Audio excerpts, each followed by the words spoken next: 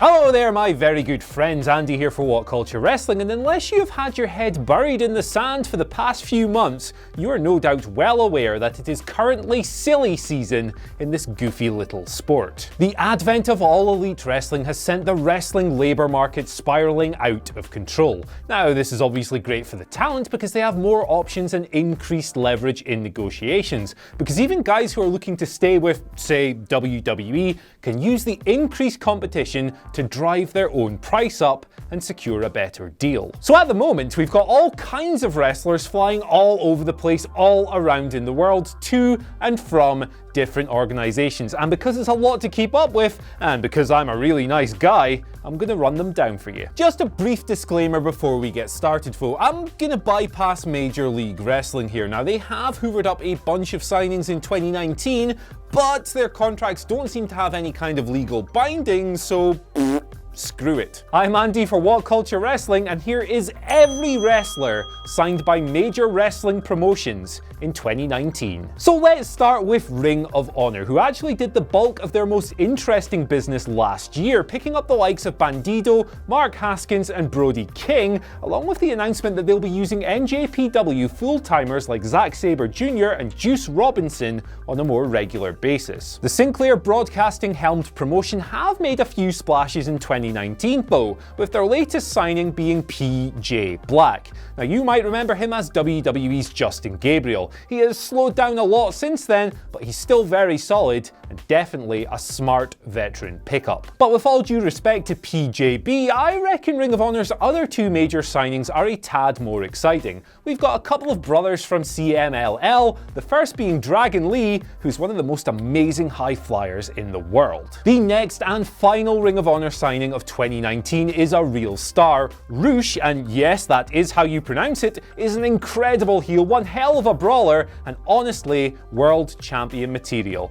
I can't wait to see this sexy, swaggering beast doing his thing in an American promotion. So Impact Wrestling haven't quite been on the free agent banter bus quite as strongly as some of the other promotions I'm going to talk about, but they have picked up one notable name, that being indie wrestler Josh Alexander. Alexander has signed a 3-year deal with the company as announced by the wrestler himself on Twitter. Now, this comes on the back of a relatively rough year, with Alexander denied a working visa for the United States, greatly restricting his options to earn a living. But the good news is that Impact is based in his native Canada. He'll have no restrictions, and he can now earn a full-time living from professional wrestling. His talent certainly warrants it, so good for him. So over to New Japan Pro Wrestling now, and the world's second biggest company have actually been rather quiet here in 2019. We have just a couple of signings to announce when it comes to New Japan Pro Wrestling, and one of those is a guy who was there on a freelance basis anyway,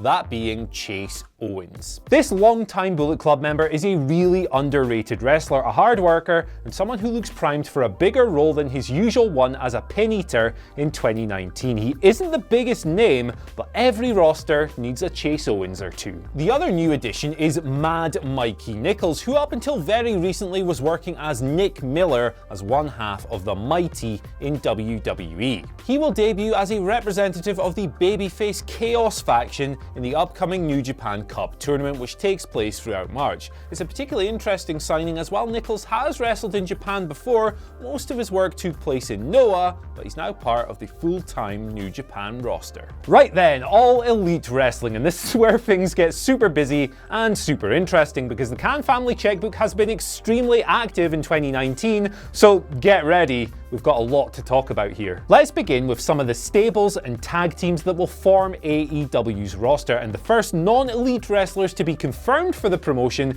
were SoCal Uncensored, that being the trio of Christopher Daniels, Frankie Kazarian, and Scorpio Sky. All three of these guys are genuine indie wrestling legends with vast experience, and as well as wrestling, Daniels will be working as AEW's head of talent relations. Chances are, if you follow promotions that aren't WWE, you already know a thing or two about these guys as it is. One group you may not know a whole lot about is Strong Hearts, and that's okay. Even Matt Jackson got their name wrong at the first AEW rally. Now, this is going to come off really hipsterish, but you know what? Screw it.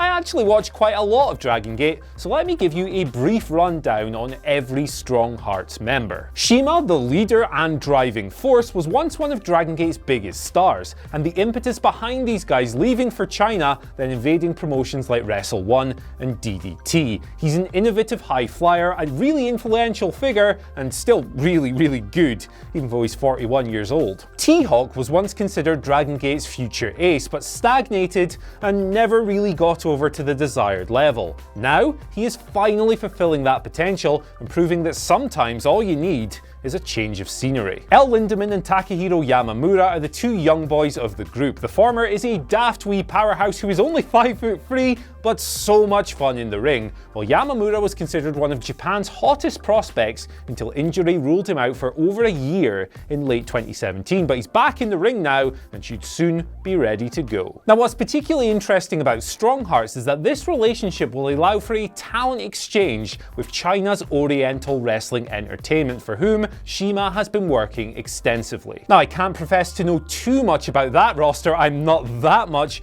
of a wrestling hipster, but get ready to see some of the most acrobatic, weird, flippy stuff you've ever seen, even if the wrestlers are still rather green. Up next, we've got another tag team, that being the best friends of Beretta and Chucky T. They're arriving from New Japan Pro Wrestling, and boy, was that not a good breakup. New Japan had contract offers on the table. It looked like these guys were going to sign up, but they pulled out at the very last minute and went with AEW instead.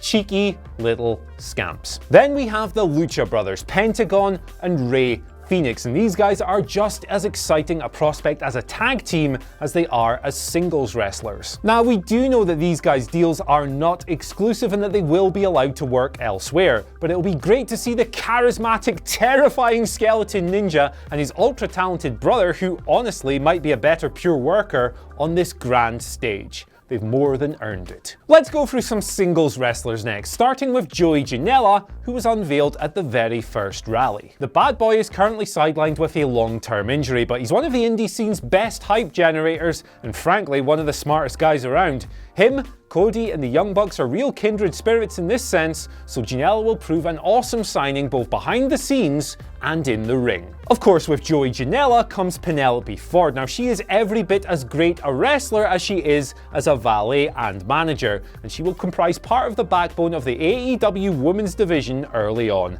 and surely going forward as well. Speaking of the women's division, Britt Baker was the first marquee signing for this group, and she is a very solid one at that. She's one of the American indie scene's last remaining female stars after WWE went and bloody signed everyone, and at 27 years old, I think her best work is yet to come, even though she's already really good. And who could forget Brandy Rhodes, who's on board primarily as a chief branding officer, shoutouts to Stephanie McMahon, but will also be wrestling and working as a valet for Cody, proving her value to the promotion as a whole. Staying in the women's division, we've got Yuka Sakazaki, Kylie Ray, Nyla Rose, and most significantly of all, Japanese legend Aja Kong, who were all announced at the Double or Nothing ticket party in Las Vegas. That's a great mix of up-and-comers and one brutal veteran hand, and it brings the division up to 7 wrestlers. AEW's most recent signing is Kip Sabian, who you might recognise from his sterling work as a super effective heel on the UK Indies in World of Sport as well, and he has already been announced as a participant in the upcoming over-the-budget Battle Royal at Double or Nothing. Now, as an interesting little aside here, Sabian was actually trained by the Knights, who are, of course, Paige's family, and he even scored a little cameo in Fighting With My Family, so keep an eye out for that. Now, Jungle Boy Nate Coy is a recent signing and only 21 years old, but is catching a fair bit of buzz on the Californian indies. Meanwhile, British deathmatch banter merchant Jimmy Havoc was one of the last big UK wrestlers left standing, and he's in as well. Then there's Sonny Kiss, who wrestled in Lucha Underground as XO-Licious and was personally signed by Brandy Rhodes. Not too familiar with this performer to be honest, but looking forward to seeing what he can do. Now one guy who I'm really surprised WWE didn't get is MJF. He's a brilliant heel, a great promo, and a sports entertainment style worker, but WWE's loss will surely prove AEW's gain. His signing was a real no-brainer, and he's a real blue chip prospect. In a similar boat is AAA Cruiserweight Champion Sammy Guevara, who is an incredible high flyer, if a bit indie-rific at times, and an even better heel. Trust me, you're gonna want to punch this guy in the face from the moment you hear his very first promo. Now we're getting towards the biggest names, and of course one of them is Cody. He's obviously one of AEW's head honchos, but he should also prove a valuable roster member as well, provided he doesn't do the one thing every wrestler booking themselves has done in history and, you know, push himself at the expense of young talent. But we trust him to be smart enough not to do that. Hangman Page is a guy who turned down Ring of Honor and WWE to do this thing with his pals, and honestly, of all the pieces they have in place, he's the one who the promotion should be built around. Page was the most improved wrestler in the world in 2018 and a white-hot prospect with huge upside and no clear weaknesses. He should, and probably will, become a franchise player, and AEW will make him a star. Speaking of Page, his Double or Nothing opponent Pac will be one of his earliest rivals for the big belt, and the wee man has been on fire since returning to Dragon Gate and becoming their Open the Dream Gate champion. It's going to be great to see him doing his thing for a top American promotion once more,